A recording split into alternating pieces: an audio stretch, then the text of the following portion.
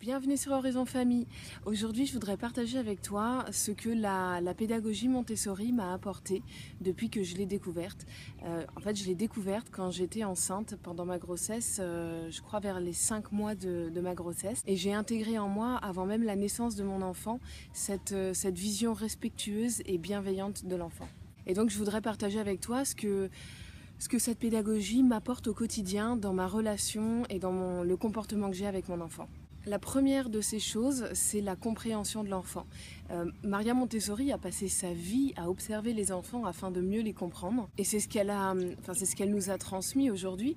En fait, le fait de les observer lui a permis de comprendre ce qui se passait dans leur tête, dans leur esprit, dans leur corps aussi. Les périodes sensibles, par exemple, que les enfants traversent, c'est grâce à l'observation qu'elle les a repérées. Et je remarque au quotidien aujourd'hui que comprendre mon petit garçon Léo, c'est ce qui me permet de répondre au mieux à ses besoins. Par exemple, c'est parce que je comprends que quand il fait une crise de frustration, c'est parce que je le comprends, je sais que c'est pas du cinéma, je sais que c'est pas de la comédie, que c'est pas des caprices comme on dit souvent. Et donc, ça me permet de répondre de manière adéquate et en gardant mon calme. Un autre exemple, c'est parce que je sais qu'il traverse telle ou telle période sensible que je peux y répondre en lui apportant les activités les plus adéquates, un environnement adéquat à sa période sensible. Par exemple, en ce moment, il est dans la période sensible de l'ordre. Elle dure depuis un moment, faut dire. En même temps, Maria Montessori disait que c'était la période sensible la plus... Une mouche. L'ordre, en fait, c'est la période sensible la plus importante selon Maria Montessori. Et effectivement, chez Léo, ça dure depuis un moment. Il a besoin que les choses soient à leur place. Et donc, pour répondre à ça, eh bien, en Australie, ici, donc dans le van qu'on a loué, eh bien, je fais en sorte que ces jouets soient toujours au même endroit. Comme ça, il a ses repères. Ses habits, pareil, sont toujours placés au même endroit. Pareil pour les fruits, par exemple, s'il veut se servir d'un fruit le matin ou au goûter, les fruits sont pareils, toujours accessibles, toujours au même endroit. Donc chaque chose a une place, chaque place a une chose et on garde toujours la même organisation. Ça vient répondre à son besoin d'ordre. En fait, ce besoin d'ordre extérieur vient répondre, lui, en revanche, à un besoin d'ordre intérieur. C'est pour eux une manière de se structurer, en fait. Donc voilà, une des choses que la pédagogie Montessori m'a apprise, c'est la compréhension de l'enfant. La deuxième chose que la pédagogie Montessori m'a enseigné, c'est l'observation. Comme je le disais, Maria Montessori a passé sa vie à observer les enfants et c'est sur ça que repose en fait toute la pédagogie. Et c'est en observant Léo que je peux mieux le connaître, mieux le comprendre. Donc pour moi, c'est absolument essentiel.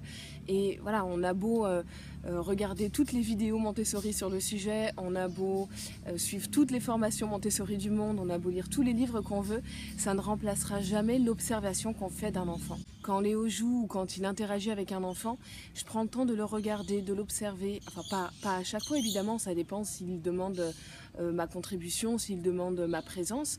Mais si je vois qu'il est par exemple dans un fort moment de concentration, eh bien je garde mes distances, je l'observe de là où je suis, j'essaye de pas trop bouger, ou bien des fois je fais ce que j'ai à faire et je le laisse tranquille. Mais quand j'ai le temps, j'aime prendre le temps, juste ce temps-là pour l'observer. C'est ce qui me permet de mieux le connaître, de mieux savoir où il en est dans son développement. Et c'est comme ça que je détermine la période sensible qu'il traverse. Par exemple, en ce moment, la période sensible de l'ordre. La troisième chose que la pédagogie Montessori m'a transmise, c'est le respect du rythme de l'enfant.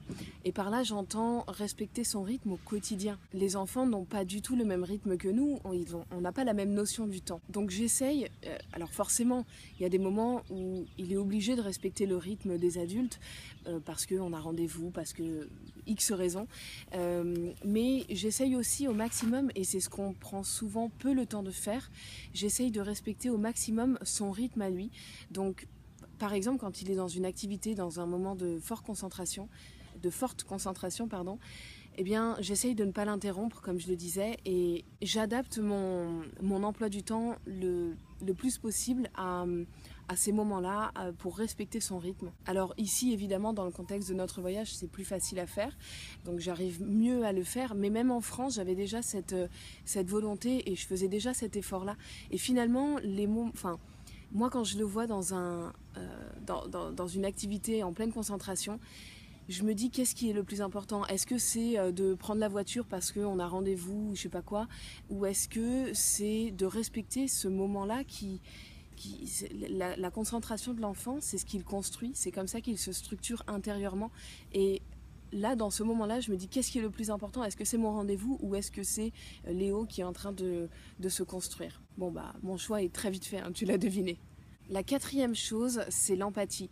En fait, quand on est dans l'observation de l'enfant, dans la compréhension de son développement, eh bien, l'empathie coule de source. Enfin, ça vient complètement naturellement chez nous. Quand on comprend ce qui se joue pour eux à cet âge-là, ce qui se joue dans leur esprit, dans leur corps, à travers leur développement, eh bien, l'empathie devient complètement naturelle. Et je suis absolument convaincue que l'empathie, c'est-à-dire se mettre à la place de son enfant, eh bien c'est la clé. C'est la clé pour lui, pour qu'il ait un bel épanouissement, un épanouissement le plus serein possible. Et aussi, c'est la clé pour nouer une relation de confiance, une relation harmonieuse entre le parent et l'enfant. Donc voilà un peu les 4 points que je voulais partager avec toi, les quatre choses essentielles, il me semble, que la pédagogie Montessori m'a transmises.